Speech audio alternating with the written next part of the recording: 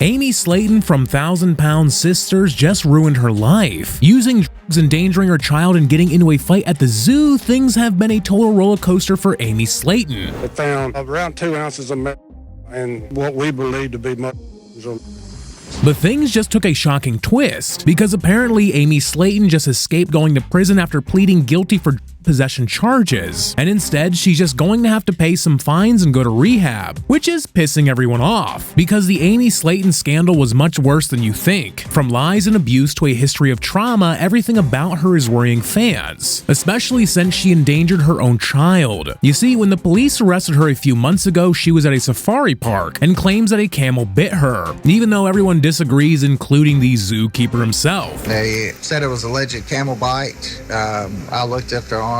I had a picture of it. I don't believe it was a camel bite. So everyone's confused as to how Amy even got bit in the first place and what she's trying to cover up with her lies. But the truth might be darker than you think, because Amy's had the worst life possible, from dealing with morbid obesity, annoying TLC film crews, as well as her own family. I'm so tired of everybody coming Lord and Master over me. I could never change my eyes. I could never be beautiful because of my eyesight. She's been through a whole lot and has had to deal with a ton of bullying her whole life, especially her marriage, which turned into a disaster after her husband refused to do literally anything to help take care of their baby. I told him over and over and over again, if you don't change, I'm gonna leave. Not to mention the fact that he never even got along with the family, causing drama at every instance. Listen, do it.